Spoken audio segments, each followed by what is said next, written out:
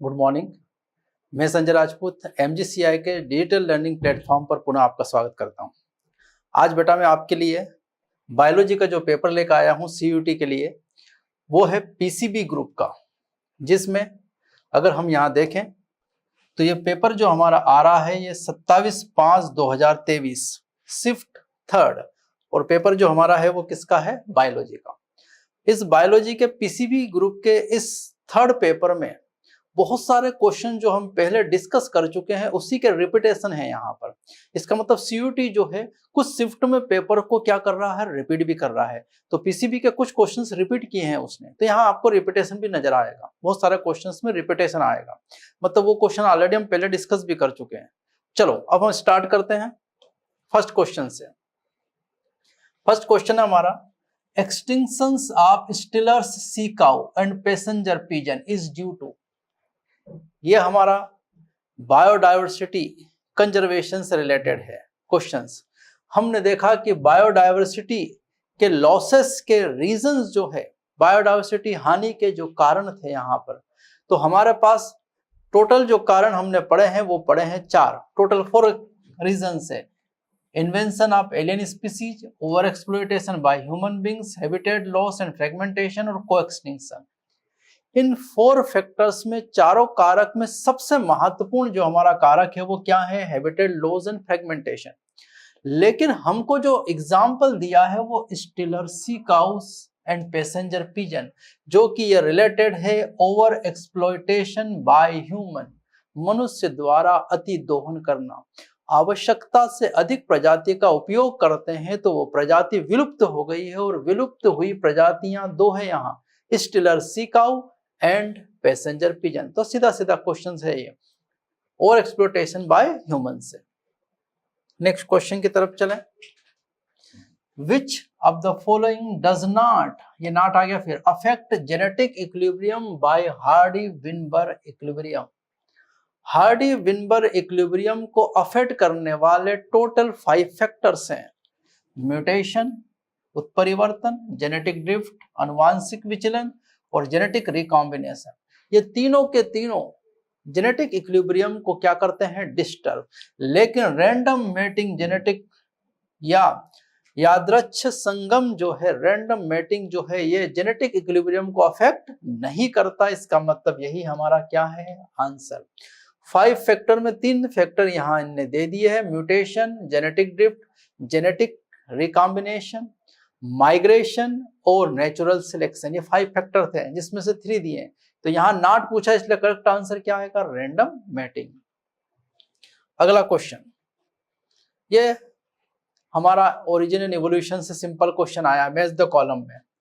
Homologous या homology क्या show करती है? डाइवर्जेंट इवोल्यूशन, फैलने वाला evolution.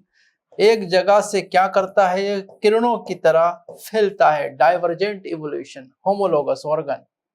Analogy shows convergent evolution, अभिसारी विकास, मतलब यहां पर सभी आकर सिमट जाते हैं इस तरीके से। एडाप्टिव रेडिएशन का उदाहरण है हमारे पास Darwin finches. Darwin finches divergent evolution भी शो करता है और साथ ही साथ एडाप्टिव रेडिएशंस भी दर्शाता है। Saltation, single step large mutation, Hugo de Vries ने दिया था सिंगल स्टेप लार्ज म्यूटेशन, और इसी के कारण नई प्रजातियों का क्या हुआ है? उद्विकास। तो यहाँ टोटल हमारे पास ये जो मैच द कॉलम है, इसमें ए का थर्ड पहले ऑप्शन था केवल, सॉरी ए का फोर्थ है, यहाँ ए का फोर्थ, ये 2 ऑप्शन है, ये 2 गलत गए हो गए। बी का थर्ड, बी का फर्स्ट नहीं, बी का थर्ड, मतलब ये आंसर हमारा करेक्ट आएगा। बी का थर्ड, सी का फर्स्ट और डी का सेकंड, मतलब करेक्ट आंसर आया हमारा सेकंड यहां से। सिंपल क्वेश्चन था ये। इधर देखें, विच one of the following is an example of को इवोल्यूशन। साथ साथ इवोल्व होने वाले को इवोल्यूशन का एग्जांपल पूछा इनने। सी एनिमोन एंड क्लाउन फिश जो है ये शो करते हैं कमेंसलिज्म। क्या दर्शाते हैं ये? कमेंसलिज्म। एक को फायदा क्लाउन फिश को, इसको फायदा है और इसको ना तो फायदा ना नुकसान, सी एनीमोन को। व्हेल और बर्नेकल्स में बर्नेकल्स को फायदा और व्हेल को ना तो फायदा ना नुकसान, दोनों कॉमन सीरीज में शो कर रहे हैं। कुक्कू और क्रो जो है ये ब्रूड पैरासिटिज्म दर्शाते हैं, negative negative interaction. Brood parasitism एक स्पेशल टाइप का पैरासिटिज्म है। वेस्प और फिग जो है, अंजीर और ततैया, वेस्प और फिग जो है, यही क्या दर्शाते हैं यहाँ पर, को इवोल्यूशन। ये दोनों एक, ये म्यूचुअलिज्म का उदाहरण है। किसका है ये? म्यूचुअलिज्म का। और म्यूचुअलिज्म में दोनों को क्या होने वाला है? फायदा। वेस्प और फिग दोनों को क्या होने वाला है? फायदा। और यहाँ को इवोल्यूशन का मतलब है कि अगर एक इवॉल्व होता है तो साथ ही साथ दूसरे को भी क्या करना पड़ेगा? इवॉल्व होना पड़ेगा, क्योंकि ये साथ साथ रहने वाली प्रजातियां हैं। इनमें अगर एक को प्रभाव पड़ेगा तो दूसरे पर भी प्रभाव आना जरूरी है। को इवोल्यूशन का एग्जाम्पल है।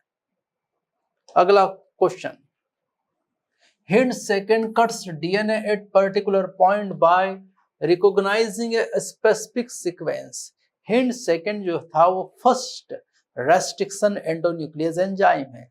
इसके नाइट्रोजनस बेस पेयर है हमारे पास GTPYPU, pyrimidine, purine, adenine, cytosine.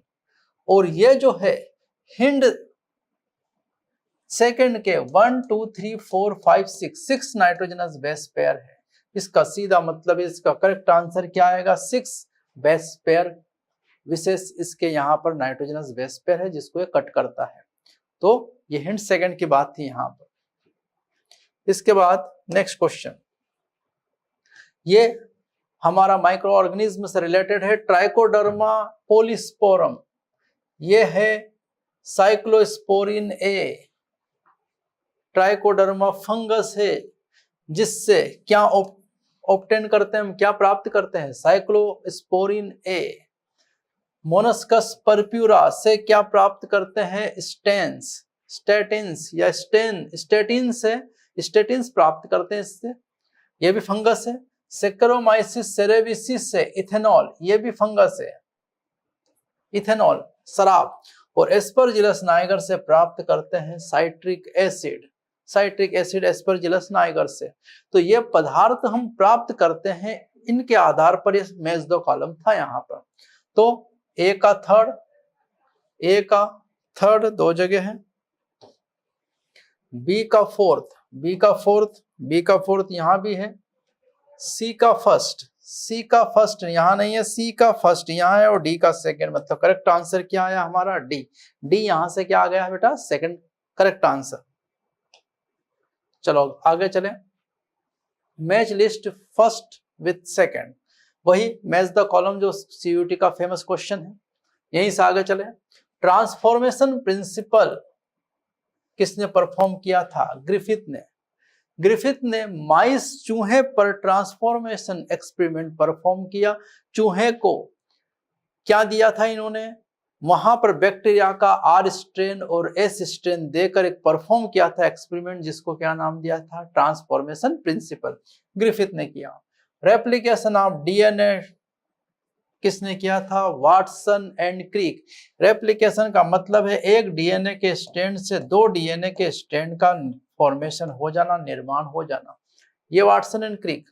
Lake operon concept दिया है जैकब और मोनार्ड ने कि डीएनए कैसे अपने जीन का एक्सप्रेशन करता है, वो किस मॉडल में आता है? Lake operon model. Next, DNA fingerprinting, ये दिया था एलेक जेफरिस ने। डीएनए फिंगरप्रिंट लगाते हैं, किसी भी दो व्यक्तियों के फिंगरप्रिंट कभी भी एक जैसे नहीं आते, आइडेंटिकल ट्विंस को छोड़कर, और इससे रिलेटेड प्रयोग किया था एलेस जेफरी ने। चलो मैच कर लेते हैं। ए का फर्स्ट, ये भी गया, दोनों सही, दोनों में देखते हैं।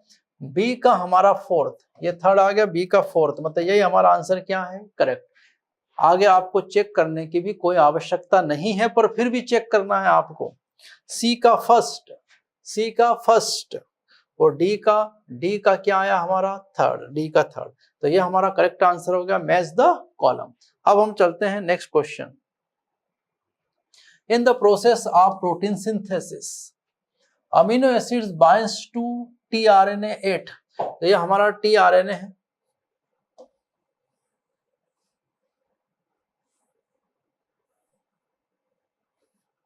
इसमें 5 डेज और ये 3 डेज, और इस 3 डेज एंड पर ही कौन जुड़ता है, अमीनो एसिड। तो tRNA में 3 डेज एंड पर कौन जुड़ेगा, अमीनो एसिड। तो किस साइड पर जुड़ेगा, ये 3 डेज साइड, ये 3 डेज साइड, 5 डेज साइड यहाँ पर, ये एंटीकोडॉन साइड, और ये end plate of tRNA, and place of tRNA, tRNA की एंड प्लेस मतलब 5 डेज। तो दोनों जगह नहीं, केवल 3 डेज एंड पर जुड़ेगा यहाँ पर। तो ये हमने क्वेश्चन नंबर 8 का आंसर देखा। अब हम चलते हैं 10 पर। Not is are not the characteristics of wind pollinated flowers. ये पहले भी हम डिस्कस कर चुके हैं। लाइट एंड नॉन स्टिकी रहेंगे, हल्के रहेंगे और चिपकेंगे नहीं, क्योंकि हवा में उड़ना है, उनको उड़ने के लिए लाइट वेट होना जरूरी।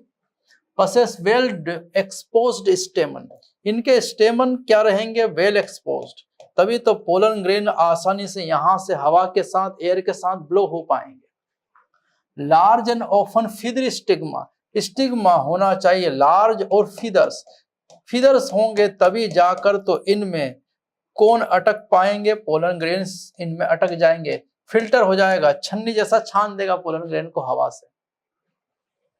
Often have many ovules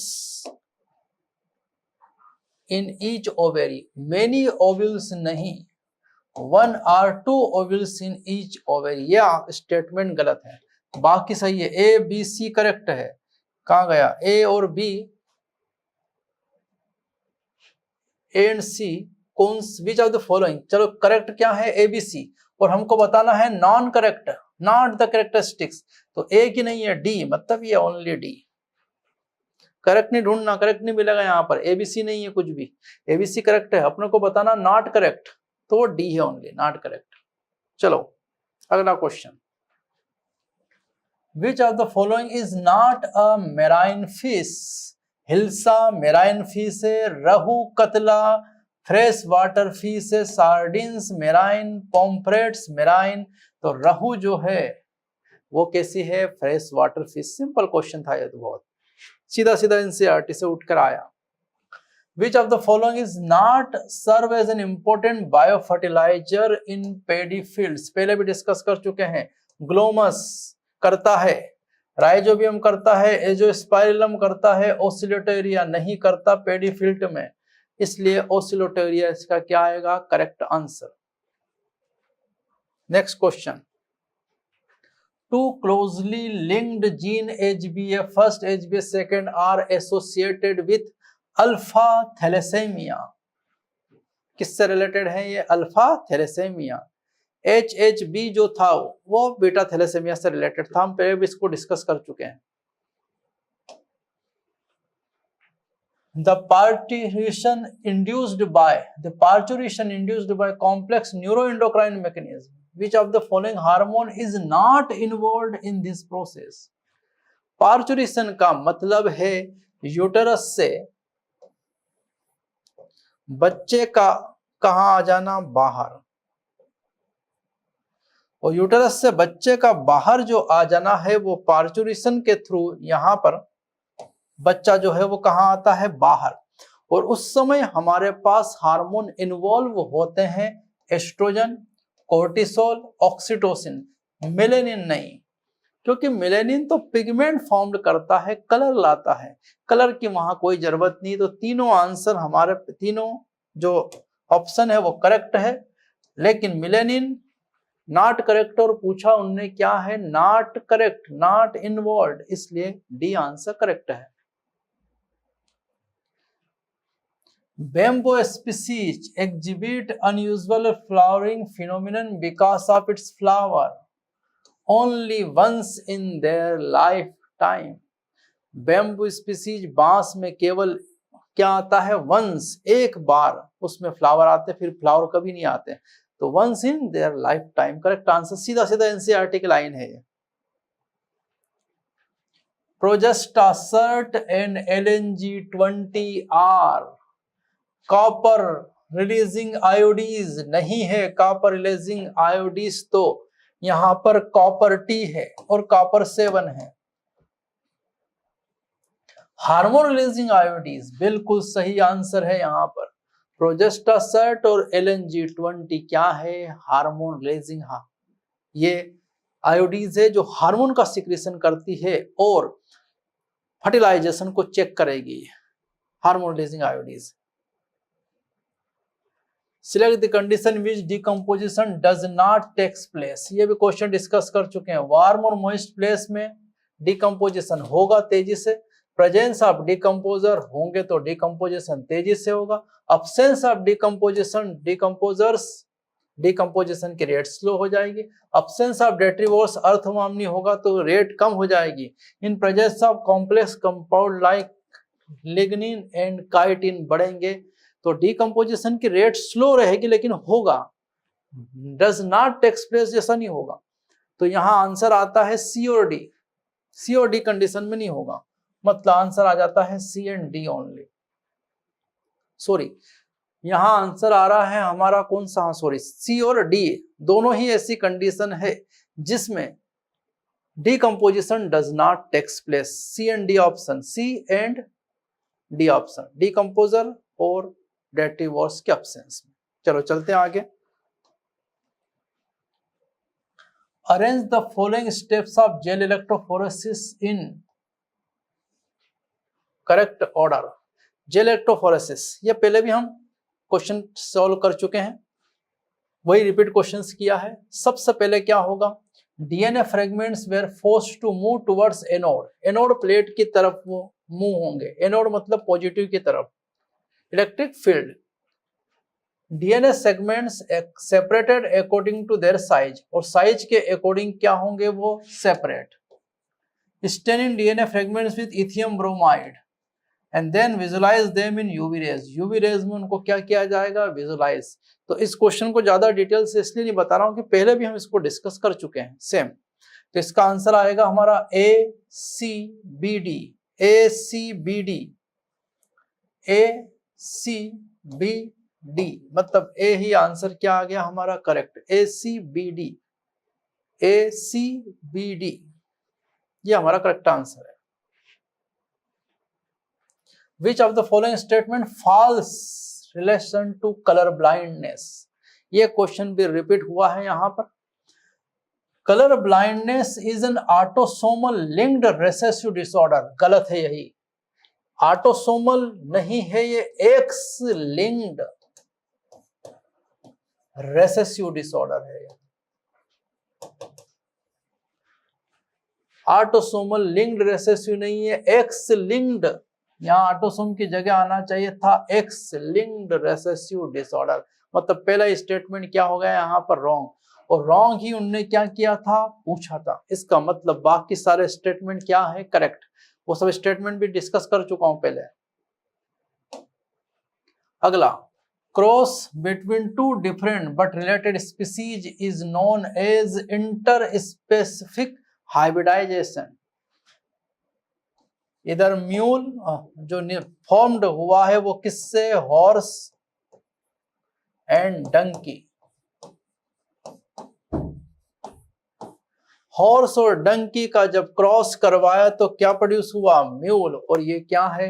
inter specific hybridization. दोनों क्लोज रिलेटेड स्पीसीज है लेकिन डिफरेंट है, सेम स्पीसीज नहीं है।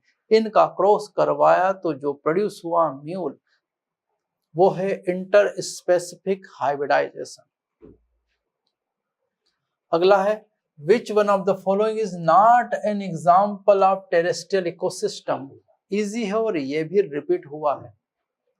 फॉरेस्ट लैंड वाला है, ग्रासलैंड लैंड वाला है और डेजर्ट भी लैंड वाला है। एस्चुरीज, एस्चुरीज जो है वो एक्वेटिक है, जहां पर समुद्र में नदियां खुलती है, ओपन होती है। कहां पर? समुद्र में। उस जगह पर जहां मीठा और खारा पानी एक साथ मिक्स होता है वो प्लेस कहलाती है एस्चुरीज। और एस्चुरीज जो है वो एक्वेटिक है और यही करेक्ट आंसर है। Which one of the following human ancestors probably in East African grassland 2 million years ago? 2 million years ago. और ये हम पहले भी डिस्कस कर चुके, क्वेश्चन आ चुका है ये ऑस्ट्रेलोपिथेकस। ऑस्ट्रेलोपिथेसिंस है यहाँ पर, और ऑस्ट्रेलोपिथेकस जो है वही 2 मिलियन ईयर्स पहले अफ्रीका में मिला था हमको। तो ऑस्ट्रेलोपिथेकस करेक्ट आंसर है, इसको भी डिस्कस कर चुके हैं हम। Identify the tools for recombinant DNA technology, इसके टूल्स देखे थे हमने जिससे इसको किया जाता है। रेस्ट्रिक्शन एंडोन्यूक्लियस एंजाइम और होस्ट ऑर्गेनिज्म, वो बैक्टीरिया और रेस्ट्रिक्शन एंडोन्यूक्लियस एंजाइम चाहिए, ये तो है टूल्स। लाइगेज जोड़ना है और वेक्टर उस जीन को ले जाने के लिए व्हीकल है, ये भी करेक्ट आंसर है। राइबोसोम की यहां कोई जरूरत नहीं है, राइबोसोम की कोई जरूरत नहीं। पॉलीमरेज एंजाइम की भी क्या है जरूरत। Tools for recombinant DNA technology, कौन कौन से टूल है? ABD, पहला ऑप्शन क्या आ गया यहाँ पर? करेक्ट। सी की हमको कोई जरूरत नहीं है। चलो अगला,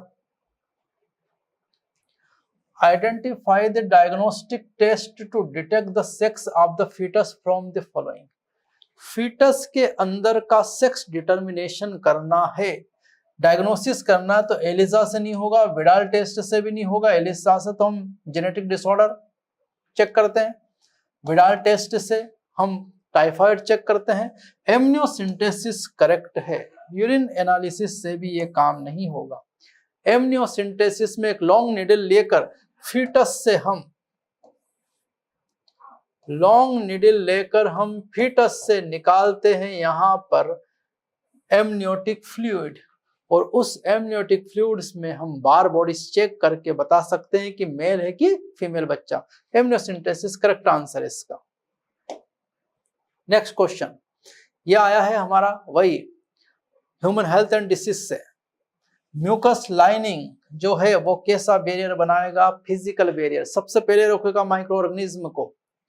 एसिड इन स्टमक क्या करेगा? फिजियोलॉजिकल बैरियर करेगा, कि जैसे फूड जाएगा स्टमक में एचसीएल सीक्रेट होकर उनको मार दिया जाएगा, माइक्रो ऑर्गेनिज्म को। न्यूट्रोफिल्स जो है वो यहाँ पर बैरियर है, सेलुलर सेल्स है जिनका नाम है न्यूट्रोफिल्स, ब्लड में WBC ये मारती है। और इंटरफेरोन्स जो है वो साइटोकाइन बैरियर है जो वायरस को मारेंगे, इंटरफेरोन्स। तो हमारा ऑप्शन मिलता है यहाँ पर ए का थर्ड, ए का थर्ड, बी का फर्स्ट, बी का फर्स्ट, ए का थर्ड, बी का फर्स्ट, सी का सेकेंड, सी का सेकेंड और डी का फोर्थ। डी आंसर हमारा क्या आया है? करेक्ट। ये क्वेश्चन फिर रिपीट हुआ यहाँ पर। व्हीट की वैरायटी है हिमगिरी, एक से पता चल जाएगा, ए का सेकंड यहाँ कहीं भी नहीं दिया है। व्हीट की वैरायटी क्या है? हिमगिरी। कॉलीफ्लावर की वैरायटी क्या है? पूसा सुब्रा। ब्रेसिका की वैरायटी क्या है यहाँ पर? फोर्थ, मतलब पूसा स्वर्णिम। और चिली की वैरायटी है पूसा सदाबहार। ये भी आंसर हमारा क्या आ गया? करेक्ट। उसने बहुत बढ़िया हिंट दे दी कि एक ही ऐसा ऑप्शन दिया जिसमें क्या रखा उसने? हिमगिरी। तो व्हीट की वैरायटी हिमगिरी है, हम अच्छी तरह जानते हैं, बाकी वैरायटी में कंफ्यूजन भी हो सकता है, पर उसने कोई कंफ्यूजन रखा ही नहीं क्वेश्चन में। Endosperm is absent in the seed of, तो मोनोकाट सीड में एंडोस्पर्म क्या होगा? अब्सेंट। सॉरी, डाइकोट सीड में, जो भी डाइकोट सीड है उनमें एंडोस्पर्म क्या होगा? अब्सेंट। डाइकोट सीड में एंडोस्पर्म क्या होगा? अब्सेंट। क्यों अब्सेंट होगा? क्योंकि उनमें वो काम करेगा कोटिलेडन्स। कोटिलेडन्स में फूड का स्टोरेज होगा, किसमें? डाइकोट। तो डाइकोट के जो सीड है वो कहलाते हैं नॉन एंडोस्पर्मिक सीड, और मोनोकाट के सीड कहलाते हैं एंडोस्पर्मिक सीड। तो अब्सेंट इन सीड, एंडोस्पर्म अब्सेंट होगा तो वो डाइकोट में होगा। देखते हैं, व्हीट मोनोकाट एंडोस्पर्मिक सीड है, मेज एंडोस्पर्मिक सीड है, केस्टर डाइकोट है लेकिन फिर भी इसमें एंडोस्पर्म प्रेजेंट होता है, एक्सेप्शनल केस है। और पी जो है वो हमारा करेक्ट आंसर है। इसमें एंडोस्पर्म पूछा है अब्सेंट, एंडोस्पर्म यहां पर क्या है अब्सेंट, किसमें पी में, बाकी सब में एंडोस्पर्म क्या है प्रेजेंट। तो आंसर आएगा हमारा P, D option. Corrective method to use treat ADA disease in deficiency disease in human.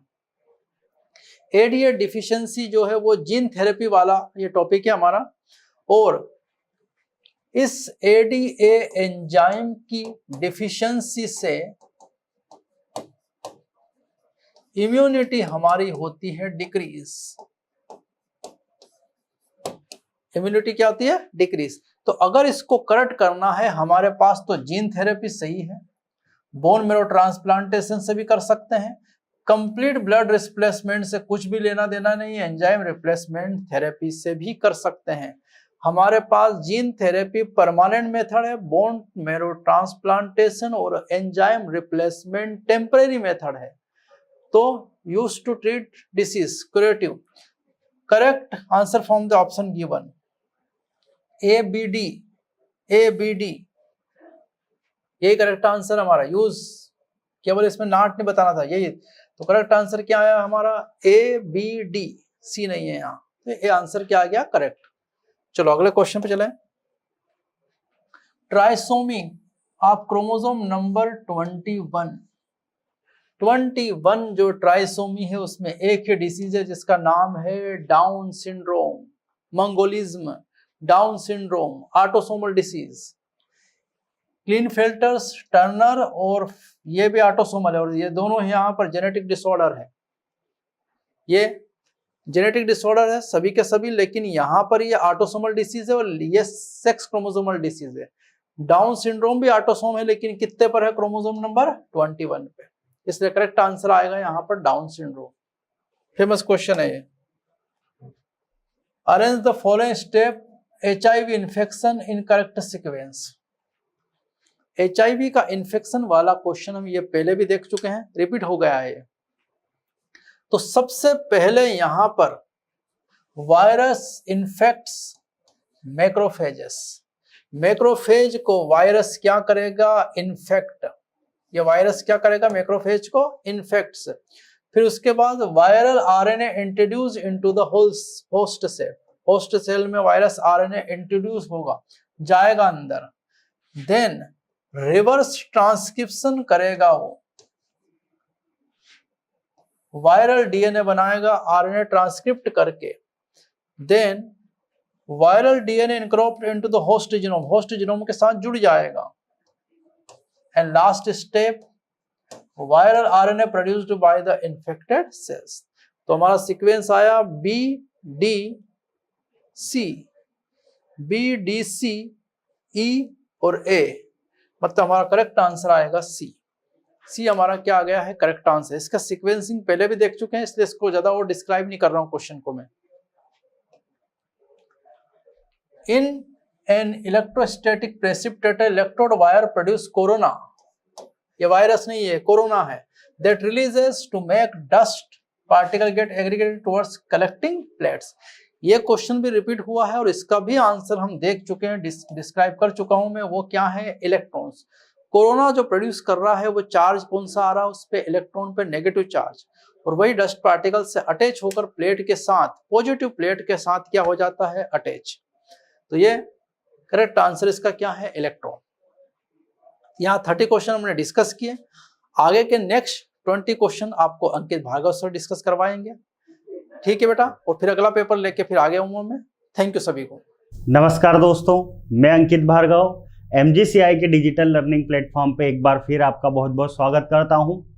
तो दोस्तों, जैसा कि हमारा जो प्रीवियस ईयर क्वेश्चन सॉल्यूशन का जो लगातार प्रोग्राम चल रहा है, उसी प्रोग्राम में आगे हम एक PCB ग्रुप का पेपर आपके सामने लेकर के आए हैं। इसके आगे के कुछ क्वेश्चंस मेरे पूर्व वक्ता श्री संजय राजपूत सर ने आपको बताए हैं, और अब इसके आगे कुछ क्वेश्चंस के बारे में मैं आपके साथ डिस्कशन करने वाला हूं। जैसा कि हमारे सामने पहला क्वेश्चन है, निम्नलिखित में से कौन समुदाय संरक्षित जैव विविधता संरक्षण का एक उदाहरण है? मतलब अंग्रेजी में अगर देखें हम, तो अंग्रेजी में हमें क्या कहा है? अंग्रेजी में हमें कहा है दोस्तों, विच of the following is an example of community protected biodiversity conversion method. जो बायोडाइवर्सिटी कन्वर्जन मेथड है उसका यहाँ पर हमको एक एग्जाम्पल बताना है, जिसकी अगर हम बात को समझें तो यहाँ पर हमको कई सारे एग्जाम्पल दे रखे हैं। जैसे हमको बोला है wild life sanctuaries, biosphere reserve, secured groves और बोटेनिकल गार्डन। यहाँ पर अगर हम बात को समझें तो ये डायरेक्टली जो नेचुरल फॉरेस्ट है जिनको हमने पवित्र वन कहा था, ये अगर देखा जाए तो एक तरीके से कम्युनिटी प्रोटेक्टेड जो बायोडाइवर्सिटी है जिसका एक बेस्ट एग्जाम्पल हमारे लिए साबित होने वाला है। ठीक, नेक्स्ट क्वेश्चन की अगर हम बात करें तो हमको यहाँ पर GESE का फुल फॉर्म बताना है कि GESE होता क्या है। GESE के अगर हम बात को समझें तो GESE के पूरे नाम के बारे में अगर देखें तो बिल्कुल क्लियरली हमारी NCERT में इसका नाम दिया हुआ है genetic engineering approving council. GESE का पूरा नाम क्या दिया है? Genetic engineering approving council means GEANC। Done. Next question की अगर बात करें, हमको बोला है मॉन्ट्रियल प्रोटोकॉल रिलेटेड है। मॉन्ट्रियल प्रोटोकॉल किस से रिलेटेड है? तो मॉन्ट्रियल प्रोटोकॉल की अगर हम बात को समझें तो मॉन्ट्रियल प्रोटोकॉल किससे रिलेटेड है? तो जो ओजोन डिप्लेशन है, सभी को पता ही है, सबसे बेसिक बात है ना, कि ओजोन डिप्लेशन से कौन रिलेटेड है? तो मॉन्ट्रियल प्रोटोकॉल। ठीक है, अगले क्वेश्चन की ओर चलें। Widal test is related to. Widal test की अगर हम बात को समझें तो विडोल टेस्ट के बारे में हमसे बात कही गई है कि विडोल टेस्ट किससे संबंधित है। तो विडोल टेस्ट की अगर बात को समझें तो अपने को सभी को पता है, कॉमन सी बात है, विडोल टेस्ट हम किसके लिए यूज करते हैं? टाइफाइड के लिए यूज करते हैं, जो कि एक बैक्टीरियल डिजीज है। कैसी डिजीज है दोस्तों? बैक्टीरियल डिजीज है, बैक्टीरियल डिजीज। डन। चलिए नेक्स्ट क्वेश्चन की अगर बात करें, यहां पर हमको एक मैच द कॉलम दिया है और मतलब किस तरीके का यहां पर रिलेशनशिप रहने वाला है ना, होस्ट और पैरासाइट के बीच में उन दोनों का रिलेशनशिप किस तरीके का रहेगा और उनके इस रिलेशनशिप को क्या नाम दिया जाएगा, उसकी हम बात करेंगे। यहां पर हमारे पास जो क्वेश्चन है, इस क्वेश्चन की अगर हम बात को समझें तो हमको बोला है कि भैया इधर जो बात कही है कि एक प्रजाति जो है उसको लाभ हो रहा है और दूसरी को हानि। मतलब बोला है one species is benefited and other harmed. मतलब यहां पर होस्ट और पैरासाइट दोनों की अगर बात करें तो एक को तो फायदा हो रहा है और दूसरे को क्या हो रहा है? नुकसान। तो यहाँ पर इस तरीके की अगर हम बात को समझे तो इस तरीके के कार्यक्रम को हम क्या बोल देते हैं? तो इस तरीके के कार्यक्रम को हम बोलते हैं परजीविता या पैरासिटिज्म। परजीविता या पैरासिटिज्म हम सभी जानते हैं कि जो परजीवी होस्ट के ऊपर रहता है तो कहीं ना कहीं वो डायरेक्टली जब क्या है कि अपने होस्ट से फूड मटेरियल तो ले रहा है, उसको तो फायदा हो रहा है, लेकिन सामने वाले व्यक्ति को मतलब होस्ट को अगर कहीं ना कहीं किसी न किसी प्रकार से कुछ नुकसान हो रहा है, हार्म हो रहा है, तो इस तरीके के प्रोसेस को हम क्या बोल देते हैं? परजीविता। दूसरी बात बोली है one species is benefited and other neither harmed और नॉट बेनिफिटेड। मतलब एक प्रजाति को तो लाभ हो रहा है लेकिन दूसरी को ना तो लाभ हो रहा है और ना ही हानि हो रही है। तो इस तरीके के जो यहाँ पर कार्यक्रम होते हैं उनको हम क्या बोलते हैं? सहभोजिता। क्या बोलते हैं दोस्तों? सहभोजिता। देन अगली बात बोलिए हमको both the interacting species are benefited. मतलब दोनों जो है होस्ट और पैरासाइट दोनों एक दूसरे के लिए बेनिफिशियल साबित हो रहे हैं। यहाँ पर इनके अगर बात को समझे तो इस तरीके के कार्यक्रम को हम क्या बोलते हैं? तो इस तरीके के कार्यक्रम को हम बोलते हैं सहोपकारिता या म्यूचुअलिज्म। अगली बात बोली है हमको one species is harm and other remains unaffected, मतलब एक प्रजाति को तो क्या हो रही है हानि, लेकिन दूसरी प्रजाति को इसका कोई भी प्रभाव देखने को नहीं मिल रहा है। और इस तरीके की अगर बात को समझे तो इसको हम क्या बोल देंगे, तो इसको हम बोलते हैं एमेनलिज्म या अंतर जातीय परजीविता। डन। नेक्स्ट क्वेश्चन की ओर चलें। नेक्स्ट क्वेश्चन में हमको यहाँ पर मैच द कॉलम दिए हैं, हमको कुछ बैक्टीरिया के नाम बताने हैं और वो किस तरीके की प्रोसेस से रिलेट करते हैं उस बात को भी बताना है। जैसे हमको दिया है यहाँ पर कर्ड। कर्ड की अगर हम बात को समझे तो सभी एग्रीकल्चर से रिलेटेड बच्चे बच्चे को पता है कि जितने भी मिल्क प्रोडक्ट होते हैं उनमें कौन सा बैक्टीरिया काम करने वाला है, तो लैक्टोबैसिलस। कौन काम करने वाला है, लैक्टोबैसिलस कर्ड से रिलेटेड होगा। अगली बात अगर हम देखें तो अगली बात में अपने को क्या बात कही गई है, हमको बोला है ब्यूटायरिक एसिड। जो ब्यूटायरिक एसिड है, इस ब्यूटायरिक एसिड के अगर हम बात को समझे तो वो किससे रिलेट होगा, तो ब्यूटायरिक एसिड के बारे में हमको यहाँ पर इन बैक्टीरिया में से देखना है कि ब्यूटायरिक एसिड किससे रिलेट करेगा। तो ब्यूटायरिक एसिड की अगर हम बात करें तो किससे रिलेट करने वाला है, हम मैच द कॉलम में देख रहे हैं।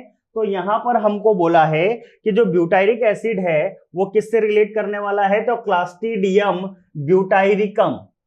क्लास्ट्रीडियम ब्यूटाइलिकम इससे रिलेट करने वाला है। दूसरी बात अगर हम देखें तो थर्ड जो ऑप्शन है स्विस चीज जो है ये किससे रिलेट करने वाला है, तो स्विस चीज जो है प्रोपियोनिबैक्टीरियम सारमेकाई, मतलब सी हम इसको कंसीडर करने वाले हैं। देन बोला है क्लोट ब्लस्टर थक्का स्फोटक। थक्का स्फोटक जीव किसको कहेंगे, तो बस एक ही हमारे पास ऑप्शन बचा है, कौन है, स्ट्रेप्टोकोकस। इस बैक्टीरिया को हम बोलते हैं clot bluster bacteria. Done.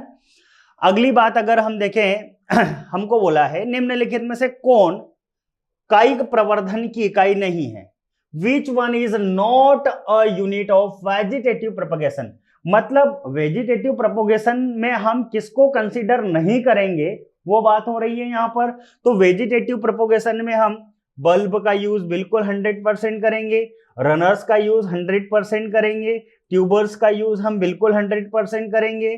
Then अगर हम इनके अगर बात करें तो बल्ब हम देखते हैं हॉर्टिकल्चर में जो ग्लेडियोलस होता है, कौन होता है, ग्लेडियोलस।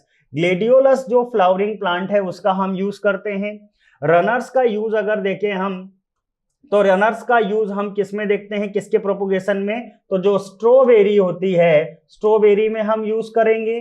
देन अगली बात करें हम ट्यूबर का, तो हमारे पास जो ट्यूबरोज होती है, कौन होती है, ट्यूबरोज, या फिर हम बात करें पोटैटो, तो इन दोनों की अगर हम बात करें तो इनका हम यूज ट्यूबर्स का यूज करेंगे प्रोपोगेशन में। लेकिन कभी भी हम वेजिटेटिव यूज रिप्रोडक्शन में किसका यूज नहीं करेंगे, सीड का।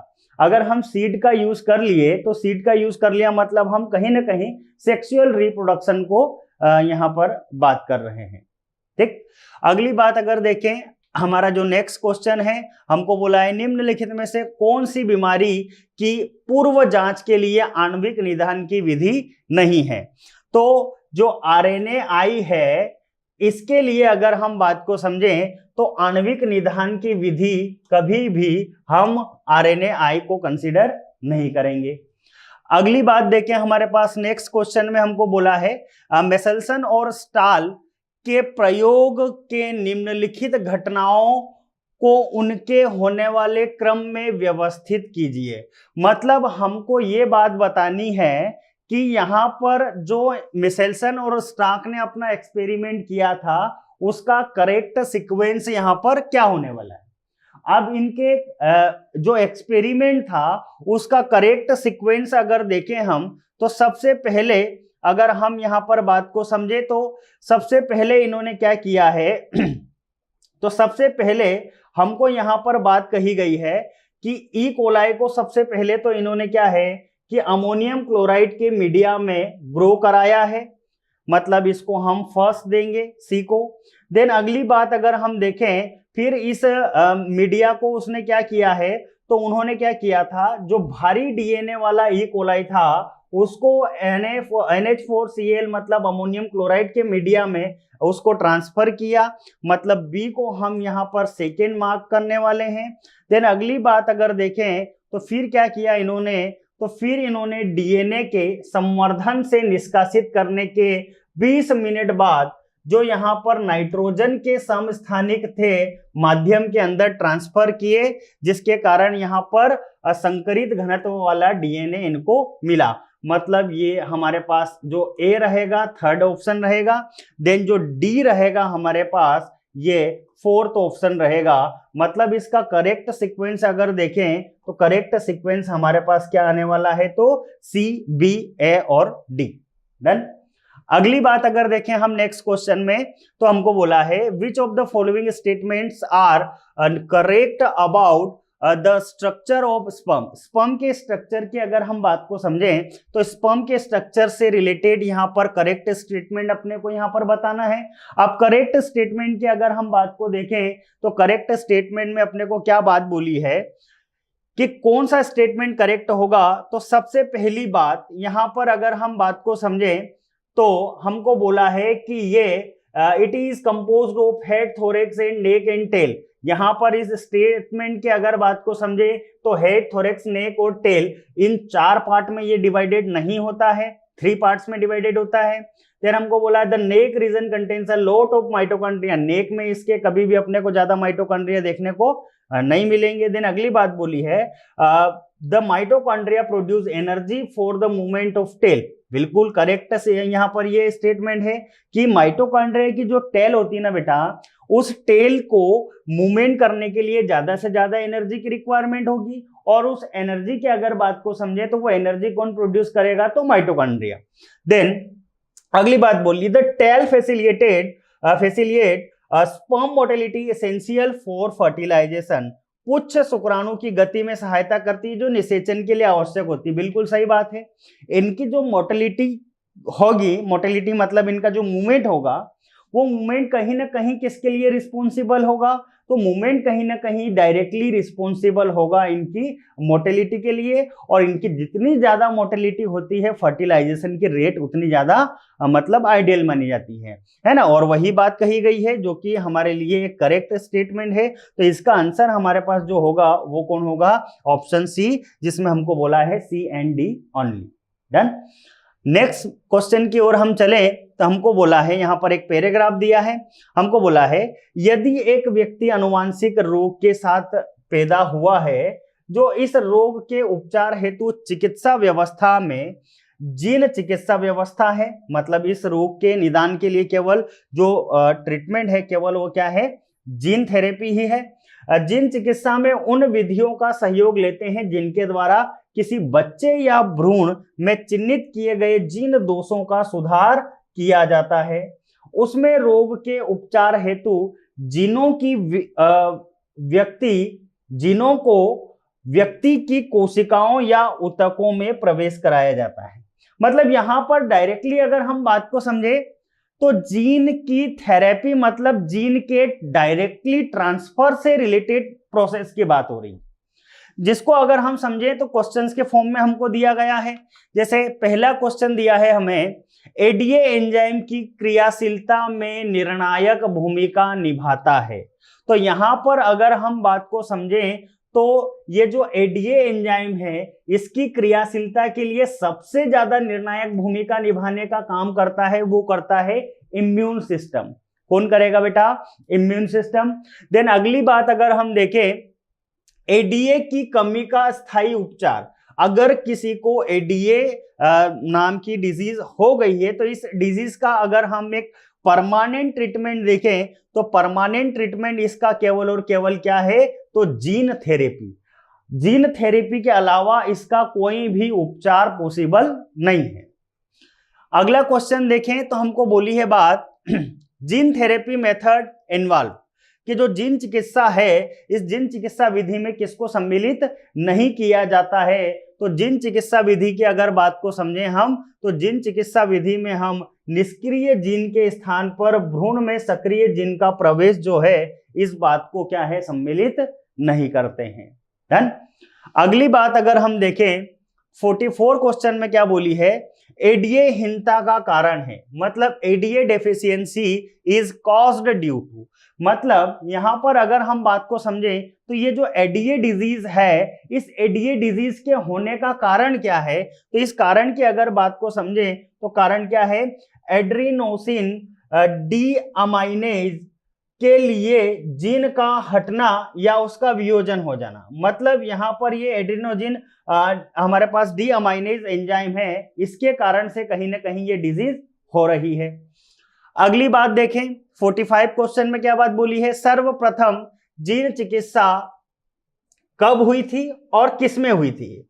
तो यहां पर अगर हम बात को समझें तो इस क्वेश्चन में अपने को किस वर्ष में हुई थी और किस में हुई थी उसकी बात बताना है।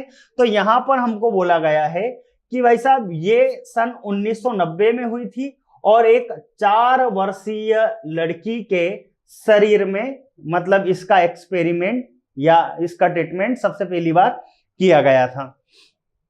अगला क्वेश्चन देखें तो हमारे पास कुछ पैराग्राफ दिया गया है, हमको बोला है शहद के उत्पादन के लिए मधुमक्खी के छत्तों का रखरखाव किया जाता है और यह प्राचीन काल से चला आ रहा है, जो कि एक कुटीर उद्योग है।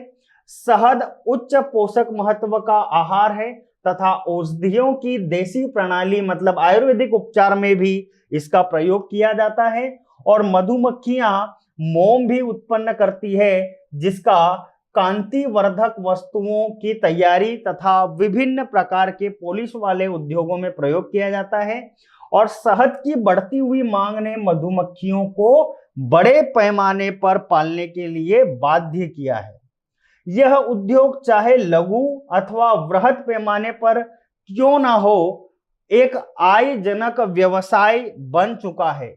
मधुमक्खी पालन का व्यवसाय किसी भी क्षेत्र में किया जा सकता है। मधुमक्खी की बहुत सी प्रजातियां होती है जिन्हें पाला जा सकता है और मधुमक्खी के छत्तों को किसी के घर के आंगन तथा बरामदों की आवश्यकता नहीं होती है। अब हमको यहाँ पर कुछ क्वेश्चंस दिए हैं। जैसे सबसे पहला क्वेश्चन दिया दोस्तों, मधुमक्खी पालन को क्या कहते हैं मतलब इसको अगर हमें कृत्रिम रूप से मधुमक्खियों का पालन करना हो, artificial rearing of honey bee, तो इस आर्टिफिशियल रियरिंग प्रोसेस को क्या कहा जाता है, तो एपीकल्चर कहते हैं। इसको कभी कभी एक और नाम से जानते हैं जो है बी कीपिंग, और किस नाम से जानते हैं, बी कीपिंग, बी कीपिंग नाम से भी इसको हम जानते हैं। अगला क्वेश्चन हमें दिया है, मधुमक्खी पालन के लिए निम्नलिखित में से क्या उपयुक्त नहीं है।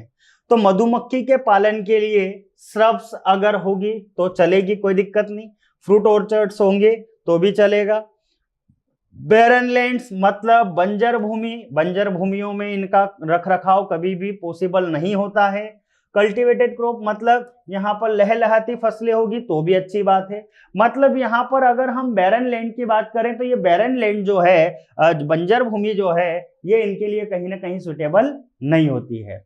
अगली बात करें, मधुमक्खी किसानों की सहायता करती है। तो मधुमक्खी पीड़कनाशी मुक्त पौधों का भ्रमण करती है, बिल्कुल गलत बात है। फसल की पैदावार में कमी करती, बिल्कुल गलत बात है। फसलों में परागण करवाती, बिल्कुल सही बात है।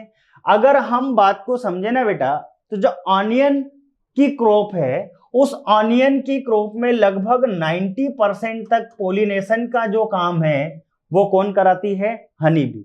और भी बाकी क्रॉप्स में भी हनी बी पोलिनेशन से रिलेटेड जो फंक्शन परफॉर्म करती है वो बिल्कुल बहुत ही आश्चर्यजनक होते हैं, है ना। अगली बात अगर देखें, नेक्स्ट क्वेश्चन क्या है हमारे पास, फिर एक हमारे पास स्टेटमेंट वाला क्वेश्चन दिया है। हमको बोला है उन कारणों की पहचान कीजिए जिनके कारण मधुमक्खी पालक अपने घर के बगीचे में मधुमक्खी पालन से पर्याप्त शहद प्राप्त नहीं हुआ। मतलब कोई फार्मर है जिसने अपने किचन गार्डन में बी कीपिंग या एपीकल्चर किया है लेकिन उसको हनी का प्रोडक्शन प्रॉपरली नहीं मिला है। उसकी अगर बात को समझें तो क्या ऐसी कंडीशन अप्लाई हुई, इसके बगीचे में रासायनिक पीड़कनाशियों का प्रयोग किया गया था, क्या ये कंडीशन हो सकती है। या अगली बात बोली है उसके बगीचे में पर्याप्त पुष्प नहीं थे, बिल्कुल ये कंडीशन हो सकती है कि अगर आपके बगीचे में फ्लावरिंग ही नहीं है प्रॉपर, तो ये बात हो सकती है। लेकिन आप पेस्टिसाइड का स्प्रे करो, कुछ भी करो, यहां पर हनी बी को सबसे ज्यादा इंपॉर्टेंट चीज उसके लिए क्या होने वाली है? फ्लावर्स। थर्ड स्टेटमेंट हमको दिया है उसके बगीचे में औषधीय पौधे नहीं उगाए गए थे, इससे भी कोई मधुमक्खी को मतलब नहीं है। फिर बोला है उसके प्रांगण में बरामदा नहीं था। तो यहां पर अगर स्टेटमेंट की अगर बात की जाए तो कौन से स्टेटमेंट करेक्ट होने वाले हैं? तो यहां पर अगर हम बात करें तो हमारे पास जो ऑप्शन ए और बी है, ऑप्शन ए और बी, इन ऑप्शन ए और बी की अगर बात करें तो ऑप्शन ए और बी दोनों यहां पर करेक्ट साबित हो सकते हैं। क्योंकि अगर भाई साहब ने ज्यादा से ज्यादा पेस्टिसाइड का यूज किया है, वैसे तो अगर देखा जाए तो हनी बी को इससे ज्यादा कोई अफेक्ट नहीं होगा, लेकिन आपने एक लिमिटेशन से ज्यादा अमाउंट में अगर स्प्रे किया है तो उसकी स्मेल वगैरह से हो सकता है हनी बी वहां पर एंटर नहीं कर पाई हो उस फील्ड में। तो एक कारण ये भी हो सकता है, और दूसरा कारण ये है कि आपने ज्यादा अगर वहां पर इंसेक्टिसाइड का स्प्रे अगर कर दिया होगा तो आपके फील्ड में ज्यादा प्रॉपर फ्लावरिंग नहीं हुई होगी।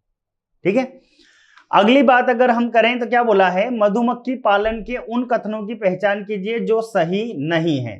अब यहां पर हमको कुछ ऐसे स्टेटमेंट सेलेक्ट करने हैं जो कि करेक्ट नहीं है।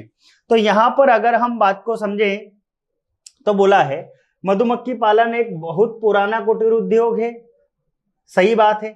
फिर हमको बात बोली है मधुमक्खी पालन एक श्रम आधारित क्रिया है, बिल्कुल ये सही बात नहीं है। हनी बी के अगर रियरिंग करना है तो हमको ज्यादा लेबर्स की रिक्वायरमेंट भी नहीं होती। अगली बात हम बोले शहद की कम मांग होती है, बिल्कुल गलत बात है, शहद की मार्केट में बहुत डिमांड है।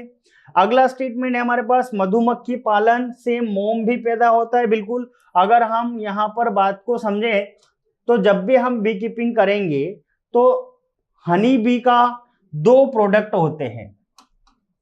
हनी बी जो है हमारे पास, हनी बी के दो प्रोडक्ट होते हैं, एक होता है वैक्स और दूसरा होता है हनी। यहां पर इन दोनों प्रोडक्ट की अगर बात करें तो जो वैक्स होता है, इस वैक्स को रियल प्रोडक्ट में कंसीडर किया जाता है, जबकि जो हनी है ये क्या होता है? ये कलेक्टेड नेक्टर होता है फ्रॉम फ्लावर्स। ये फ्लावर्स जो है बेटा, उन फ्लावर्स से कलेक्टेड नेक्टर होता है। मतलब हनी क्या है? तो फ्लावर्स से जाकर के हनी बी ने नेक्टर कलेक्ट किया है। उस नेक्टर की अगर बात की जाए तो उसी को यहां पर क्या कंसीडर किया है? हनी। जबकि वैक्स की अगर बात करें तो हनी बी का जो 2 to 5th एब्डोमिनल सेगमेंट होता है, उस 2 to 5th एब्डोमिनल सेगमेंट की अगर हम बात को समझें तो यहीं से हनी क्या सिक्रेट करती है? वैक्स। किसका सिक्रेशन करती है? वैक्स का सिक्रेशन करती है, और इसी वैक्स को हम रियल प्रोडक्ट के रूप में कंसीडर करते हैं। Done, thank you.